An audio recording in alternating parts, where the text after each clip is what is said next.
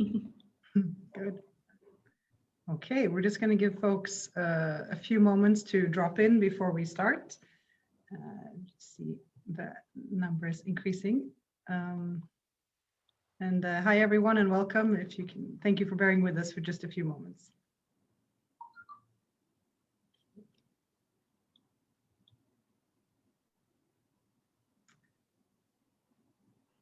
Okay, I think we can start, and then as folks drop in, we can reintroduce if needed. So welcome everyone to this edition of the SANA Expert Briefing Series organized by the Small Arms Survey's Security Assessment in North Africa, SANA project. Thank you so much for joining us today. My name is Emilia Dungel. I'm the Small Arms Survey's Communications Coordinator, and I'll be moderating today's webinar, which will focus on Moroccans' foreign policy. It's both a pleasure and an honor for me to introduce our SANA expert speaker, Yasmina Abouzzohour, who will unpack various dynamics of Morocco's foreign policy. Yasmina is a visiting fellow at the Brookings Doha Center and the European Council on Foreign Relations, as well as a senior fellow at the Moroccan Institute for Policy Analysis. She has a PhD from the University of Oxford, and her research focuses on the strategic, economic, and political behavior of regimes and their interaction with opposition movements. Thanks so much for being here, Yasmina. Thank you for having me. I also want to thank, again, the audience for joining us. As we go, we'd like to encourage you to use the chat function to ask questions, and we'll try to get to as many as we can. For those of you who couldn't join us, this webinar is being recorded and we'll make it available on YouTube and our website after the live session has wrapped. And while I have you, we'd like to encourage you to stay updated with our latest news and events by following us on social media at Small Arms Survey and subscribing to our mailing list. And I'll send a link to that in the chat. So as I mentioned, this webinar is the fourth in a series of 5 SANA expert briefings where we unpack contemporary security issues in North Africa and the Sahel-Sahara region. The next and final one for this series, I just want to mention, will take place next Tuesday, 15th of June, also at 2 p.m. It will focus on Burkina Faso, jihadist groups and regional insecurity. It will be in French, and we'll send the link to register in a mere moment. Before we dive into the topic at hand, I'd just like to take a moment to thank the Netherlands Ministry of Foreign Affairs for its continued support to both the Small Arms Survey in general, as well as the SANA project in particular. We're very grateful. Now, turning to today's briefing, we'll start by just, I'll ask a few questions to you, Yasmina, just to kind of get us started and to situate our issue. And then as we go, we'll take questions from the audience. So perhaps to get us started, could you begin by highlighting the key features of the current foreign policy in Morocco and just speak a bit to how it evolved over the years? Yes, thank you. If we take the last 20 years or so as a point of reference, because the current monarch, King Mohammed VI, has been in power for almost 22 years, we can see that there have been some major changes in Morocco's foreign policy. And I think primarily the thing to focus on is that the country has diversified its alliance base to pursue economic and diplomatic interests. And this is really important because a major issue that became apparent for Morocco in the 90s is that it's had an over-reliance on Europe. And so major decision makers have been trying to move away from that. So specifically, major redirections included rejoining the African Union, which Morocco left 30 years prior to rejoining it, and increasing ties in terms of diplomacy, investment, and trade with the African continent. It also strengthened relations with the Gulf Cooperation Council monarchies, the GCC monarchies, as well as many Gulf states bilaterally. While doing all this, it hasn't abandoned Europe. Obviously, that's its major trading partner and donor. So it has tried to maintain relationships with Europe, and it has made itself more valuable to the European Union through its security, its counterterrorism and migration control efforts. So it's been a major security exporter in the region. And I think that this has allowed Morocco to take on a more involved role in the Sahel, especially after the Arab Spring and the terrorist activity in the region. And finally, if we were to look at what its role is right now, it is trying to pursue role of a regional stability provider, and it's aiming to come out as a mediator in regional crises, for example, in Libya or the broader Middle East conflict. So if we were to unpack those, I'd start with Europe. So as I mentioned, it's Morocco's largest trading partner and investor and donor. And just for a point of reference, in 2019, over 73% of Morocco's inward foreign direct investments came from European countries. Of these, Morocco enjoys an especially close and positive relationship with France. However, since there was this sort of over-reliance, Moroccan foreign policy makers have long felt that they had to accept restrictions in terms of trade, as well as criticism, for example, on its politics and human rights from the European Union. And so the goal in diversifying its alliance base has been to reduce the influence of EU actors.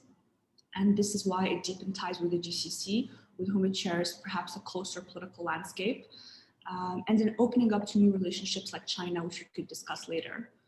And I think that the most intense redirection has been the one towards sub-Saharan Africa, and it has definitely helped it not only diversify its alliance base, but also make itself a more attractive trading partner for the West. So if we look at Morocco's role as a security partner, it's strengthened its position regionally. We're talking about counterterrorism and migration control. And this was especially important after the instability that rose in North Africa and the Sahel over the last decade. And so there was this willingness in the political leadership in Morocco to work towards containing terrorist activity in its neighborhood and in helping various EU countries, most notably France and Spain, in foiling terrorist attacks. And so this portrayed it as a sort of safe partner for Western countries, as well as a key player in the fight against terrorism. And all of this, I think, balanced out Morocco's reliance on Europe financially. It strengthened its negotiation position vis-a-vis the bloc, and has ultimately changed the nature of the relationship between the two. If we zoom in on the next, in my opinion, most important relationship, and we look at sub-Saharan Africa, it's clear that over the last 7 or 8 years that the regime pursued a greater presence in that part of the continent. And it did this through economic ties, investments in terms of telecommunication, insurance, banking, and this allowed it to enhance its international standing, most notably because it's now in the process of placing itself as the West's gateway towards Africa. So there have been a lot of companies in Morocco that in 2017 started being more involved in Western Africa, and the trade between both sides increased by a striking 68% over a decade between 2008 and 2018. And I mentioned that the Moroccan regime was deepening ties with the Gulf. Now, the Gulf countries have long been traditional actors for Morocco. But since then, there has been an intensified relationship between the two, despite some tensions between the Saudi Emirati bloc on one end and Morocco on the other. This was mostly due to Morocco's close ties with Qatar over the Gulf crisis, which started in 2017 and has just been partially resolved in January of this year. So Morocco officially maintained a neutral stance throughout this crisis, but arguably we can say it favored Qatar. It sent them supplies amidst fears of food shortage due to the blockade.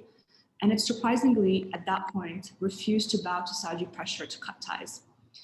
This did lead to off and on tensions with Saudi Arabia and the UAE. But now that Morocco has partially normalized with Israel, these tensions seem to have been smoothed over.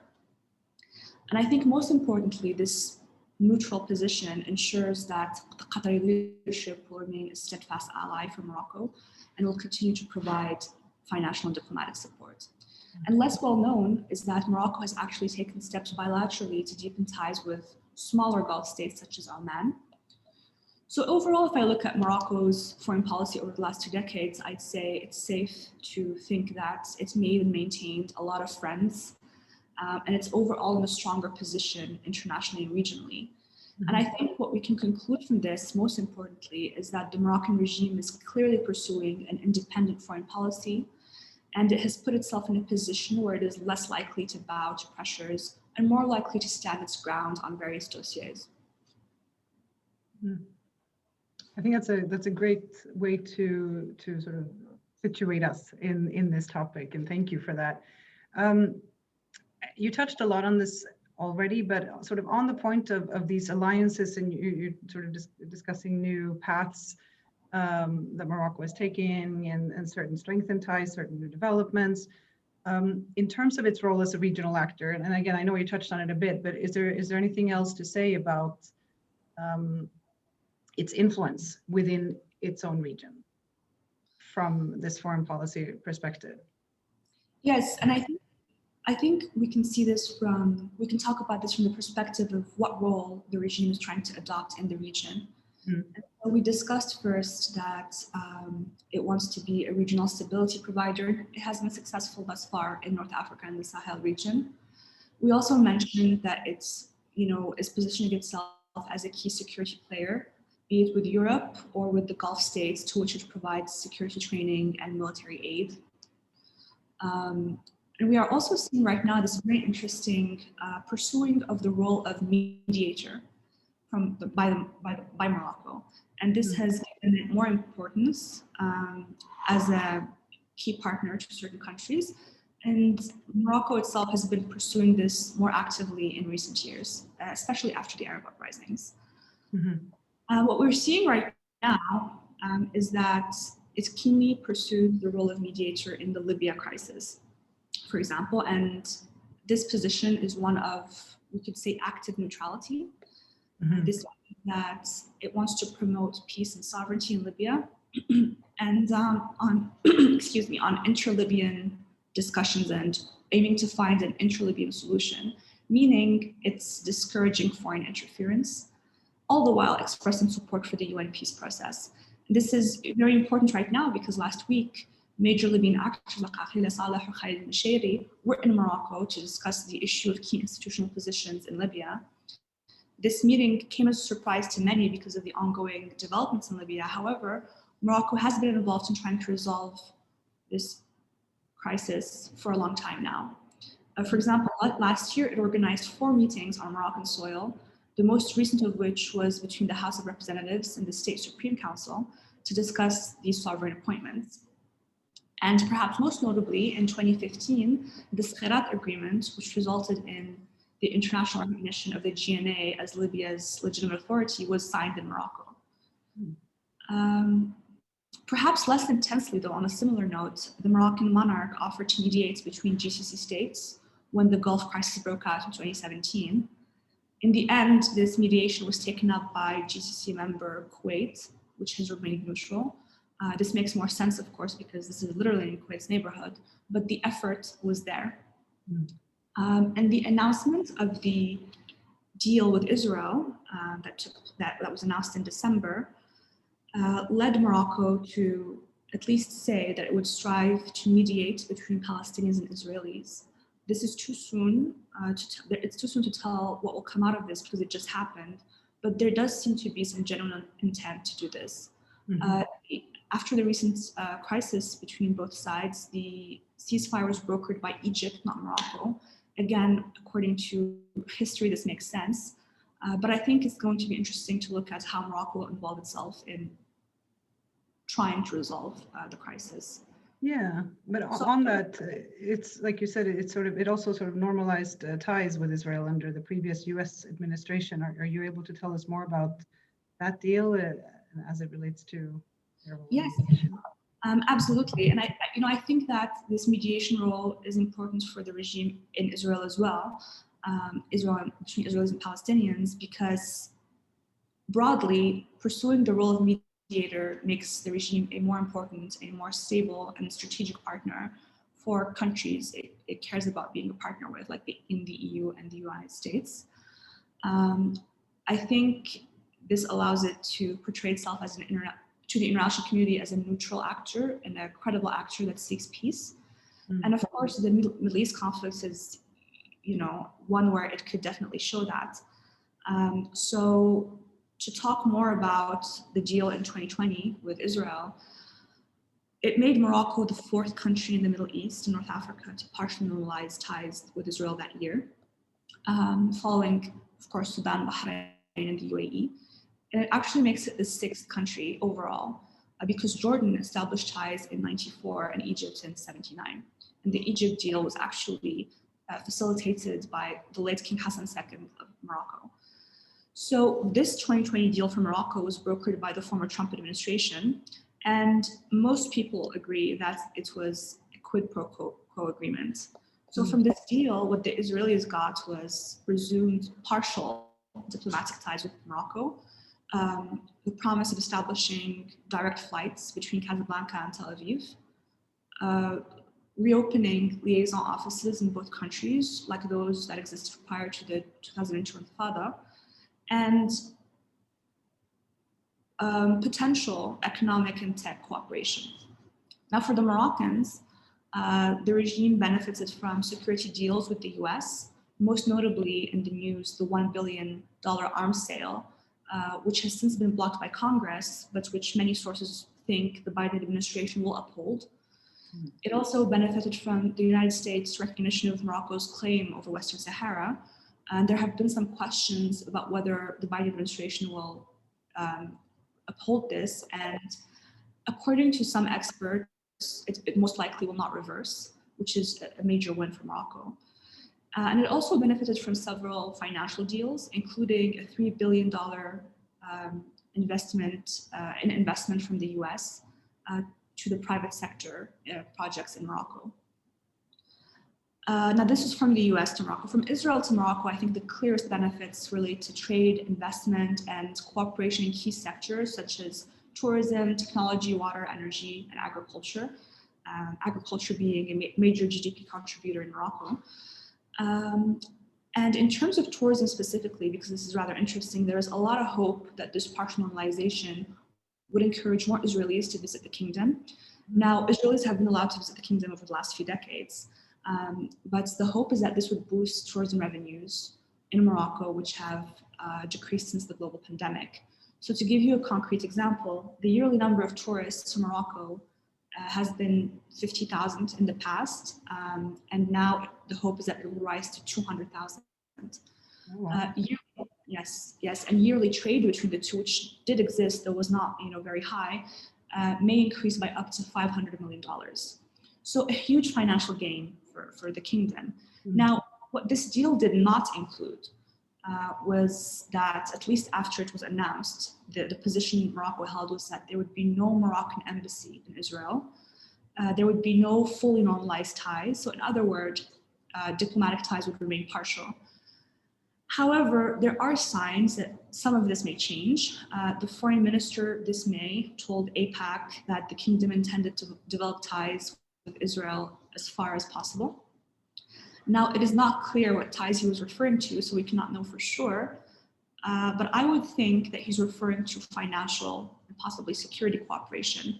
I think it's very doubtful that Morocco would go so far as to open an embassy in Israel. However, I hate to predict these things, so we'll wait and see.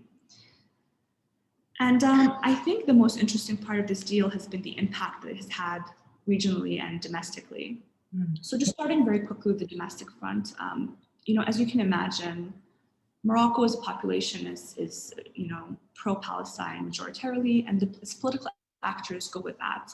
So if we look at political actors, the most interesting ones to look at are the PJD, the Islamist Justice and Development Party, which is currently leading government, and by the way, which has very little to say about the kingdom's foreign policy, which remains the domaine réservé of the regime. Some PJD actors have supported the deal, and this created tensions within the party. And this is happening, by the way, ahead of the 2021 elections, which may be problematic for them. It may hurt their credibility because the party and its members have long held and promoted an anti-normalization view. But for some actors, like the Prime Minister, there are a lot of questions about how much has he had to say about this. And we can't know for sure, obviously. But I think the most interesting thing to look at is the wider population. Now, again, the popular opinion is largely pro-Palestine, and this is supported by numbers. And even before the deal took place, public opinion data from 2020 showed that 91% of surveyed Moroccans did not approve of the normalization deals between Israel with the UAE and Bahrain. while 99% did not think that foreign policy coordination, 89% did not think that foreign policy cooperation between some countries and Israel would benefit the MENA region. And other polls from 2019 to 2020 shows that 70% of Moroccans consider the Palestinian cause one that considers all Arabs, and a striking 88% oppose diplomatic recognition altogether. Now, we can also see this in recent protests and manifestations. Following the normalization announcement, repeated protests broke out in support of the Palestinian cause and or against normalization. And recently on March 30th, Moroccans in Rabat held solidarity protests with Palestinians to commemorate Land Day. And after recent Israeli violence in Jerusalem and Gaza, demonstrations took place in 46 Moroccan cities despite a ban on such demonstrations. So just to look at these closely, in the capital Rabat, hundreds of people protested in front of parliament. Around the same time, in the urban center of Casablanca, much larger protests broke out, especially in popular neighborhoods. And in Marrakesh, which is a major tourist destination, around 3,000 people participated in protests. Now, if you look at the protest, people were carrying the Palestinian flag and were holding up slogans demanding that the regime revoke normalization altogether. And I think this is telling quite a bit in the current political climate. So if we zoom out a little and we look at the regional implications, Morocco did receive some criticism, though not as harsh nor as overt as other states that had normalized, like the UAE. Predictably, Algeria, with which Morocco has quite a bit of tension, as well as Iran, criticized the decision, but this didn't really hurt the regime, I would say. As a matter of fact, many of the countries that matter to Morocco strategically welcomed the deal. And this is especially true, of course, of the Gulf monarchies, which provide Morocco financial support and which back it in regional forums. So an important consequence was that this opening towards Israel brought Morocco closer to the UAE and to Saudi Arabia, as well as Egypt, all of which had been hostile towards Moroccan decision makers during the Gulf crisis, as we already covered. So overall, I would say this strategic move paid off for the Moroccan regime. However, recent tensions between Israelis and Palestinians put it and other states that normalized in a bit of a delicate position.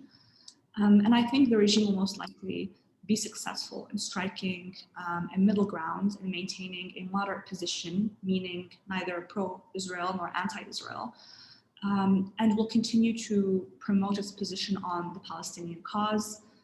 And this would not escalate tensions, presumably at home, nor alienate key actors abroad, like the US. Mm-hmm. So an interesting deal overall. Yeah, definitely. And but speaking of recent changes like this deal and like Morocco's approach to Israel, do you think it's indicative of sort of what's next for Morocco? I hear you completely that it's hard to tell the future, but do you have any sense of what's next for the country in terms of its foreign policy? How is the future looking, do you think? Thank you. That's a very interesting question. I think that if we were to closely analyze the last 2 decades of the foreign policy, what I'm noticing is that the policy being adopted is more independent, but also perhaps I would say more emboldened on the international stage. I think that there is this drive to show that Morocco is, a sovereign nation. It makes its own decisions. It has its own diplomatic and economic interests. And, long gone are the times where it bowed down to pressures from the outside. Of course, we have to be moderate when we think about this because Morocco will always depend on outside help and on financial aid, diplomatic support, trade, so on and so forth. So for these reasons, it will of course strive to maintain ties with the EU and hopefully for its strong ties, despite recent tensions that are ongoing. But I think that what it will make clear is that it has red lines that cannot be crossed in terms of domestic affairs, and it won't be as malleable as it was 20 years ago. However, I don't want what I'm saying to be misconstrued. I don't think there will be a break between Morocco and the EU. And I think that recent tensions will be smoothed over with the help of France, and that the EU will continue to be a major donor and a major trade partner.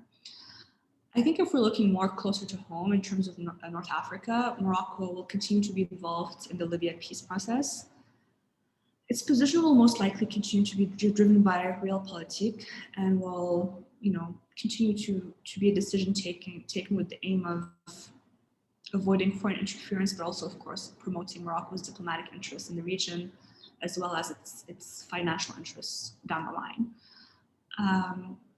And the regime will most likely try to amplify its role as a neutral mediator in North Africa and the Middle East, which would allow it to shore up international and regional support and to open the door for future diplomatic and economic cooperation with different states. I think its most prized success recently, which it will try to maintain, has been the opening towards sub-Saharan Africa. And this will continue to be this relationship will continue to be deepened because of its immense financial benefits and just the position it puts Morocco in as, an actor that has opened or an actor that is the gate of the EU towards sub-Saharan Africa. Mm-hmm. Now, looking at what we would qualify as a controversial deal, the Israel deal, I think that it's unlikely to back out of it. I think that the benefits are too great right now, and that the criticism was not as harsh as to hurt the regime, and that the protests at home are not going to escalate. So I think that most likely there will be further attempts to deepen ties, and I think these will revolve around the economy and perhaps security cooperation. But definitely what this has done and will continue to do is keep Morocco on the US's good side, but also make it a more attractive partner for the US. Now, on a similar note, I think Morocco will continue to be very cautious of Iran, and will say so publicly. And this has, a lot to do with its relationship with foreign actors. This Iran caution has, lines up with Saudi, Emirati, and Israeli rhetoric.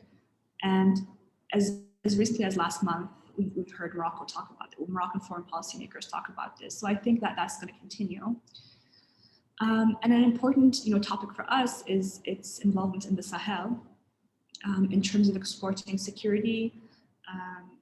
And I think Morocco will intensify involvement there. And this probably explains why it tracked up arms purchasing recently. And there's been a lot of talk because both Morocco and Algeria have been purchasing more weapons. And some media outlets have said this is, likely leading up to a war. And I don't think so at all. I think that both are worried about the instability in the Sahel region, and that they're trying to ensure that if something breaks out, they can contribute to keeping security there. So yes, if you have any questions for me, I'm very happy to answer them. Yeah, we have a few in the chat. I want to again encourage our audience to use the chat to ask your questions, and we'll get to as many as we can. The first one concerns the Arab Maghreb Union between Algeria, Libya, Mauritania, Morocco, and Tunisia. So this union was intended as an economic bloc, but it didn't work out as intended. There seems to be increased cooperation now. Do you have thoughts on these developments? Yes, and the Maghreb Union is one of my favorite topics because it seems to have lost interest due to its failures, but I think there's something that will come out of it in the near future. So it's a very interesting time for the union right now because of the coronavirus pandemic. Right. So the economic fallout coming after the pandemic raised a lot of questions back in between March and June, about why Maghreb states are not as integrated as other economic blocs, like in Africa, the SADC or the EAC. And there have been questions since about whether there is a way to increase cooperation. Now, to give you a bit of context, the Maghreb has one of the lowest percentages of interregional trade in the world. And to give you a concrete example, in 2019, interregional trade stood at 2.8% of the group's total, compared to 57.4% with the rest of Africa and 97.2% with the rest of the world.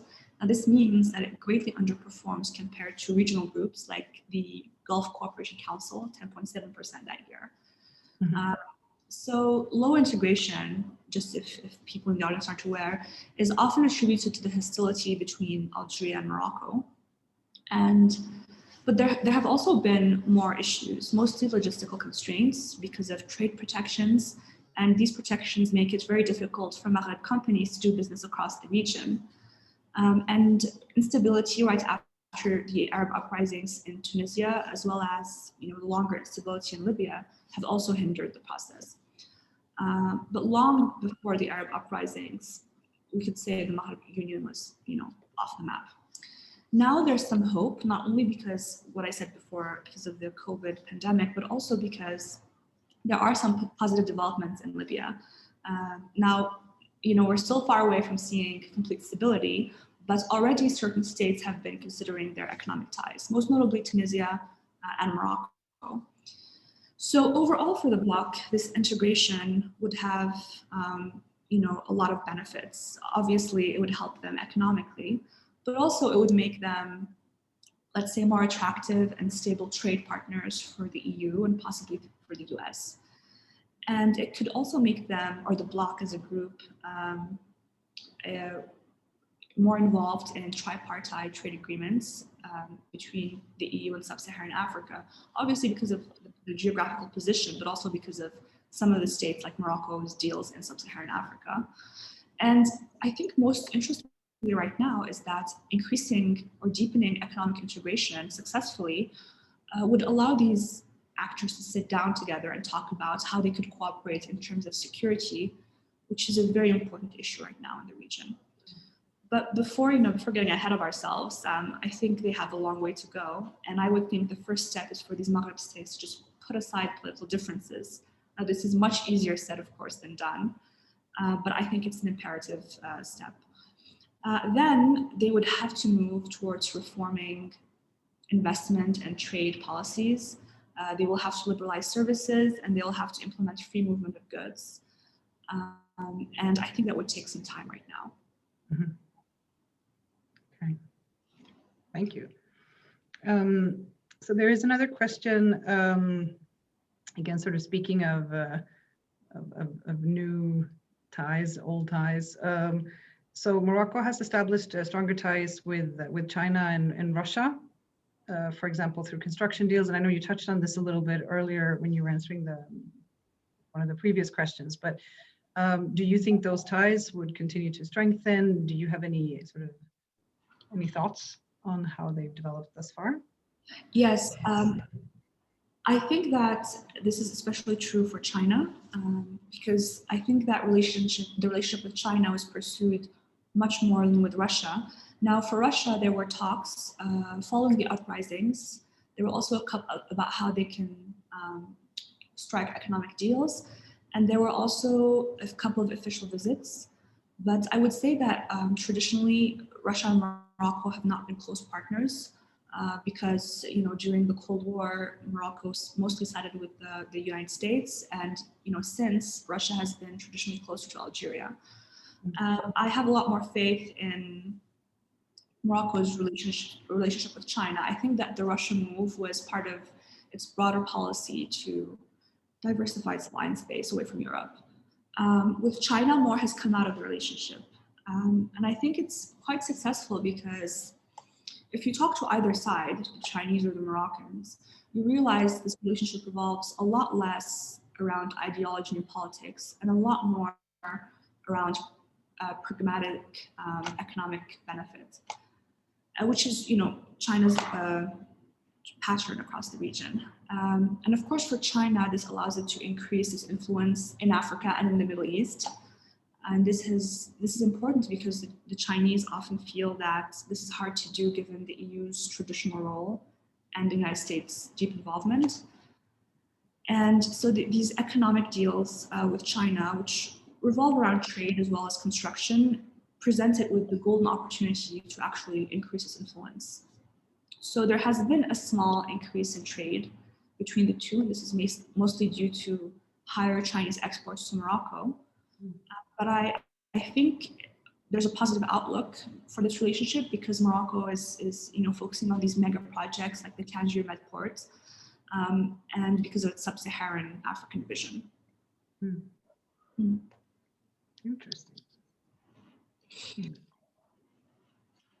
We have about 5 minutes left, so there's one question in the chat that could be it'd be interesting to see your thoughts on several, but in the interest of time. So many folks were surprised when Morocco got involved in the sort of Saudi-led coalition in Yemen. How do you see this? Yeah, that's a great question. People have been talking to us about it recently, but you know, in 2015, many were surprised because of Morocco's geographic and political distance from the GCC. So when Morocco sent military aid sent troops to help with the Saudi-led coalition, people wondered why people said this isn't really Morocco's issue. And they were less surprised, for example, to compare by Jordan, because ISIS activity in that part of the region concerns it more. For Morocco, it was less obvious why. And I think there's a combination of reasons. Participating in the coalition allowed Morocco to expand on this role we spoke about as a security provider. It has, military forces, and they can be used outside of its borders to help allies and partners. And this obviously enhances international standing. But I think perhaps more to the point, it was beneficial for its relationship with Saudi Arabia. For the GCC countries, Morocco has often provided security training, especially to the UAE and Qatar. But sending troops outright wasn't done since Hassan II sent troops during the Gulf War, the first Gulf War. So it's worth noting that Morocco was less involved than the others, and that it actually eventually suspended participation in 2019 because tensions with Saudi Arabia had arose due to Morocco's neutrality in the Gulf War. So I would say it had a much less important role than is portrayed in some parts of the media, but it was still a surprise for it to join for these reasons. And I think that from now on, it will most likely maintain or continue the pattern of providing security training, aid in those ways, and it will be less likely to send out troops because it doesn't look good at home. As a matter of fact, I mentioned the first Gulf War, which was during Hassan II's time, and there was massive opposition across the board in support of the Palestinian people. And there were talks about how, Moroccans were shooting at their Iraqi brothers, meaning the troops, so on and so forth, even though actually the troops did not participate militarily. But I think the regime will be more likely to try to avoid such a repeat of that example. Interesting. Thank you. You're welcome. Do you have any final thoughts that you want to leave us with before we wrap up? Yes, because we're on the Gulf question anyways, something that struck me immensely was in 2016, the Moroccan monarch was invited to participate in a GCC meeting with his counterparts.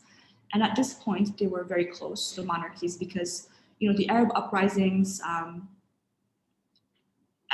led to the collapse of 4 non-monarchs in the region. And there was a lot of talk about monarchical solidarity. And surprisingly, the GCC extended an invitation to join the GCC to Morocco and Jordan. And it was a surprise, why Morocco is so far away. Anyways, in 2016, it was, during the tensions that Morocco had with the EU, and the king had given a very interesting speech in which he said, I'm paraphrasing, outside actors are getting involved in our domestic affairs. This happened, they have opinions about our domestic affairs. This happened in the Arab uprisings, and it's happening again now, so on and so forth. And it was a very strong speech.